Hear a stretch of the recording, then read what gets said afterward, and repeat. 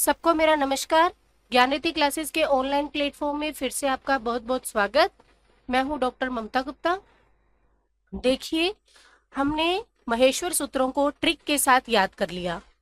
उसके बाद उन 14 महेश्वर सूत्रों से प्रत्याहार कैसे बनते हैं उस पर भी हमने डिस्कस कर लिया कि को जो 42 प्रत्याहार बनते हैं, जो महेश्वर सूत्रों से 42 प्रत्याहार बनते हैं, वो कैसे बनते हैं, इस पर हमारी चर्चा हो चुकी। अब उससे संबंधित माहेश्वर सूत्र और प्रत्याहारों से संबंधित कुछ महत्वपूर्ण प्रश्न आज मैं आपको करवाने जा रही हूं, जो कि पुराने पेपरों में आ चुके हैं। ठीक है, तो देखते हैं हम प्रश्न। देखिए, पहला प्रश्न है, माहेश्वर सूत्रेषु अचाम संख्या वर्तते। माहेश्वर सूत्रों में अचों की, देखो अच क्या होता है, मैंने आपको बताया था अच क्या होता है। अ ई ऊं, रील रीक, ए ओंग और आई औच। ये हमने पढ़े थे। अ ई ऊं, रील रीक, ए ओंग, आई औच। देखो, अच, अच मतलब अ से शुरू हुआ और च पर अंत हुआ। कौन सा प्रत्याहार बन गया? अच। और अच के अंदर क्या आ रहा है? सारे स्वर आ रहे हैं। ई उ रील री ए ओ आई औ। अच में क्या आ रहे हैं? सारे स्वर। और वो कितने स्वर आ रहे हैं? 1 2 3 4 5 6 7 8 और 1 9। तो स्वर कितने आ रहे हैं? 9। इन्होंने प्रश्न पूछा है माहेश्वर सूत्रों में अचों की संख्या है, यानी स्वर कितने हैं। तो स्वर है कितने? 9। स्वरों की संख्या कितनी है? 9। ठीक है, नेक्स्ट प्रश्न देखिए। हल संबद्धानी, हल संबद्धानी कति महेश्वर सूत्राणी। कति माहेश्वर सूत्राणी मतलब हल से संबंधित कितने महेश्वर सूत्र है। हल का मतलब क्या था, बताया था ना? हल मतलब व्यंजन। हल का मतलब क्या था? व्यंजन। जो हमने पांचवा महेश्वर सूत्र था हमारा ह य व र ट, यहां से जो अंतिम हमारा महेश्वर सूत्र था हल, यहां तक जब हम व्यंजनों को काउंट करते हैं तो हमारे तो टोटल कितने व्यंजन आ जाते हैं हमारे पास? 33। कितने व्यंजन आ जाते हैं? 33। तो इन्होंने कहा कि हल से संबंधित कितने महेश्वर सूत्र हमारे पास हैं। तो हल से संबंधित 4 थे हमारे पास। एक तो था अ ई उण, एक रील रिक, एक ए ओंग और एक था आई औच। इसके बाद पांचवा आ जाता था हय वरट। इसको एक छोड़ दे। ये सारे, ये चारों क्या है? स्वर से संबंधित। ये क्या है? चारों स्वर से संबंधित। तो 4 हम स्वर से संबंधित महेश्वर सूत्रों को निकालेंगे। महेश्वर सूत्र कितने हमारे पास टोटल? 14। 14 में से 4 हमने स्वरों के निकाल दिए, तो हमारे पास कितने बच गए? 10। तो आंसर क्या आ जाएगा इसमें? 10। हल से संबंधित कितने महेश्वर सूत्र है? हल मतलब व्यंजन। तो व्यंजनों से संबंधित यहां से शुरू होते हैं और अंत तक सारे क्या आ जाते हैं? व्यंजन। तो इन्होंने कहा व्यंजनों वाले महेश्वर सूत्र कितने हैं? तो कितने बताओगे? 10। 4 कौन कौन से हट गए? ये 4 जो स्वरों से संबंधित है। वहीं इसमें एक प्रश्न ये बन गया, स्वर संबंधानी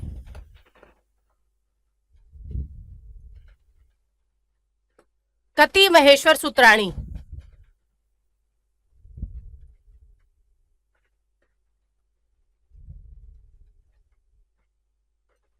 एक क्वेश्चन क्या बन गया?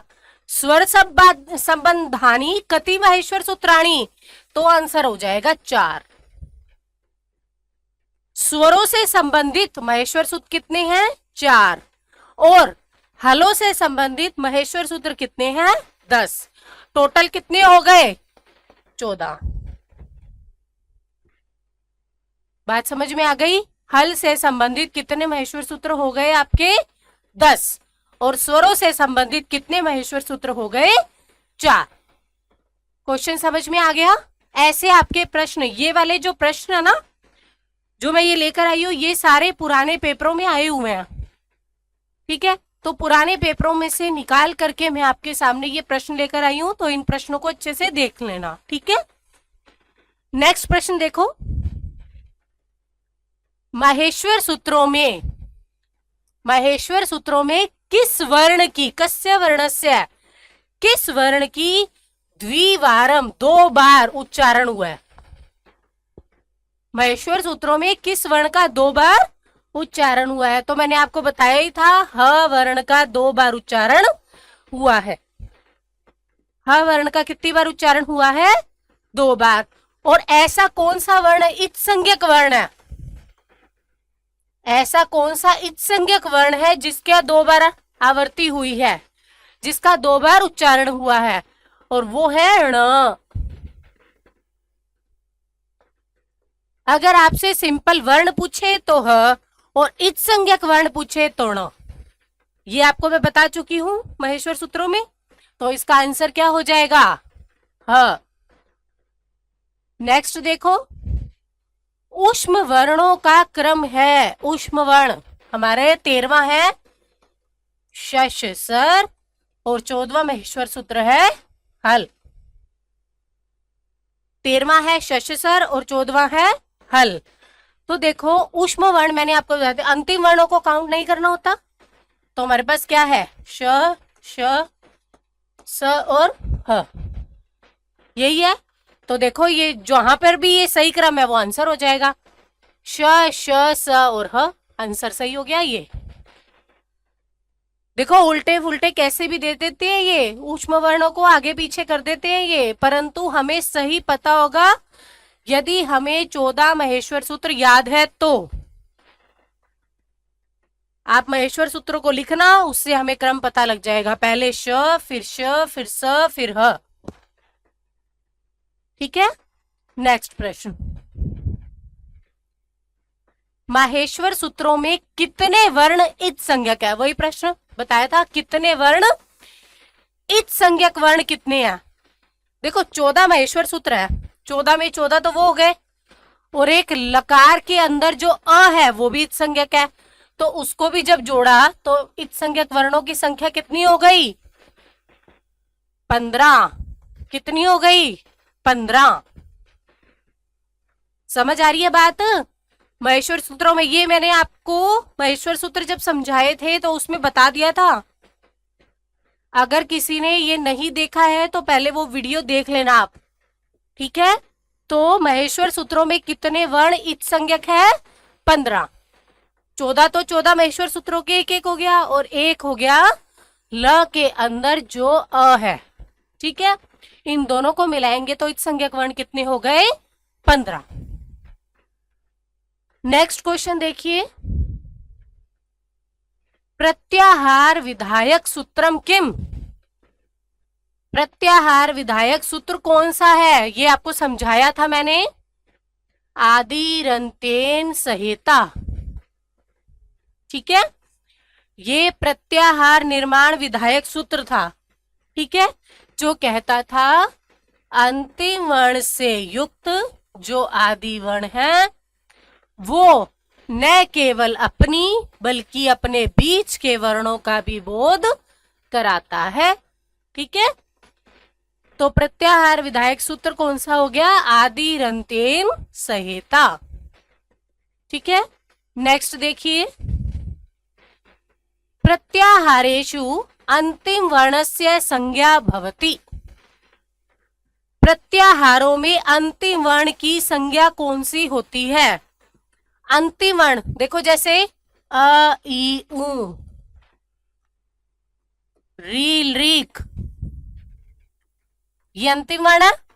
अंतिम वर्णों की क्या होती है? इत् संज्ञा। अंतिम वर्णों की क्या हो जाती है? इच संज्ञा। ये तो आपको पता ही है। नेक्स्ट, कस्मिन् माहेश्वर सूत्रे स्वरस्य इच संज्ञा भवति। स्वर की इच संज्ञा होती है। किस माहेश्वर सूत्र में स्वर की इच संज्ञा होती है? देखो यहाँ पे ण की इच संज्ञा होती है, यहाँ पे भी ण की, यहाँ पे भी ण की, यहाँ पे भी ण की, परंतु ल के अंदर जो अ है इसकी भी इच संज्ञा होती है। हमने इच संज्ञा वर्ण कितने पढ़े? 15। 14 तो वही हो गए जो 14 महेश्वर सूत्र है।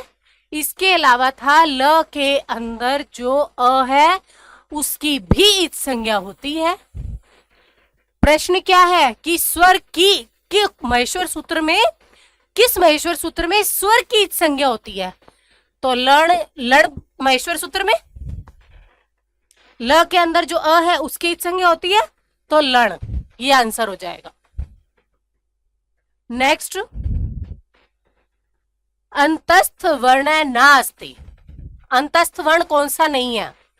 मैंने आपको बताए थे ह, य, व, र, सॉरी, य, व, र और ल, ये क्या थे? अंतस्थ वर्ण। य, व, र और ल। तो य, व, र, ल, स नहीं है, तो आंसर हो जाएगा स। ठीक है। नेक्स्ट, अक प्रत्याहारस्य वर्ण नास्ति। अक प्रत्याहार का वर्ण नहीं है। अक प्रत्याहार में देखो, पहले तो हम लिख लेते हैं अ, ई, ऊण, रील, रीख। ये देखो अ और ये रहा क। अंतिम वर्ण को नहीं गिना तो ई है, ऊ है, री है और री है। तो देख लो अब कौन सा नहीं है। ई है, अ है, ये रहा, ऊ है, तो आएगा ही आएगा ना, इसको तो काउंट करना ही करना होता है। ए नहीं है, आंसर हो जाएगा ए। देखो ए इसमें नहीं आ रहा। ठीक है। नेक्स्ट, कस्मिन् प्रत्याहारे सर्वे वर्णाः भवन्ति। किस प्रत्याहार में सभी वर्ण होते हैं? ऐसा कौन सा प्रत्याहार है जिसमें सारे वर्ण आ जाएंगे? सर्वे वर्णा, यानी कि सारे तो स्वर और सारे व्यंजन आ जाए। वो है हमारा अ, ई, ऊण पहला, और अंतिम है हमारा हल। तो अ को लिया और यहां से ल को लिया, तो हमारा बन गया अल। तो अब अल कहाँ है? ये रहा। अल में सारे वर्ण आ गए ना, सारे स्वर और सारे व्यंजन। तो इन्होंने पूछा है ऐसा कौन सा प्रत्याहार है जिसमें सारे वर्ण होते हैं? सर्वे वर्णा भवन्ति, सारे वर्ण होते हैं, तो वो हो गया अल। ठीक है। नेक्स्ट, भ वर्ण है, कस्मिन् प्रत्याहारे न भवति। जो भ वर्ण है वो किस प्रत्याहार में नहीं होता? देखो पहले हम प्रत्याहार लिख लेते हैं। अ, ई, ऊण, रील, रीख, ए, ओंग, आई, औच। देखो बार बार हम ईश्वर सूत्रों को लिखते हैं ना, तो हमें याद हो जाते हैं। हय, वरट, लण, यम, गणनम, यम, गणनम, झभय, घड़धश, जब, गड़दश,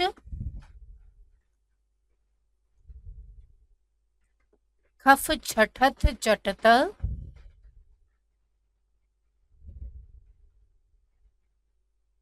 ठीक है। अब इन्होंने कहा है भ वर्ण किस प्रत्याहार में नहीं होता? ये रहा भ। ठीक है। तो देखो अट, अ से शुरू हुआ और ट में आ गया, यहाँ पे भ आ रहा है बीच में, नहीं आ रहा, तो ये आंसर हो गया। अब झल भी देख लेते हैं आगे के।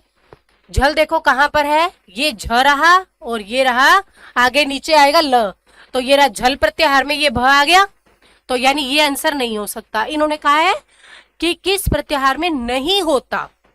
फिर झय, झ से शुरू हो रहा है तो इसका मतलब ये अपने आप ही आ गया, तो ये भी नहीं हो सकता।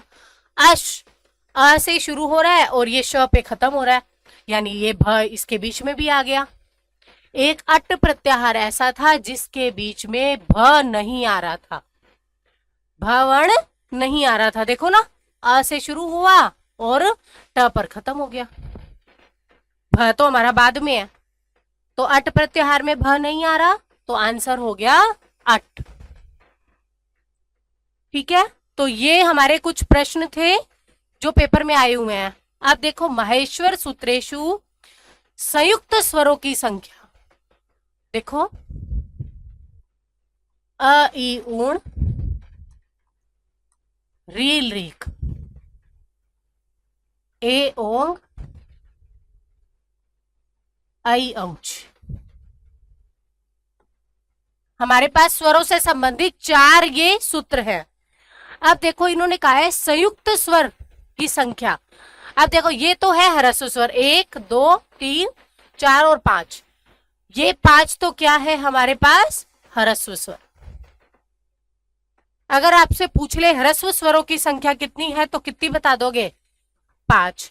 संयुक्त स्वर हमारे पास ये हो गए 1 2 3 और 1 4, तो ये 4 क्या हो गए, संयुक्त स्वर। तो संयुक्त स्वरों की संख्या कितनी हो गई, 4, तो आंसर हो जाएगा 4। समझ में आ गई। तो ये हमारे कुछ प्रश्न थे जो आपके पुराने पेपरों में आए हुए हैं। सारे पेपरों के प्रश्नों का ग्रहण करके मैं आपके सामने लेकर आई थी, इनको अच्छे से देख लेना। मिलते हैं अगले टॉपिक के साथ अगली क्लास में। Thank you.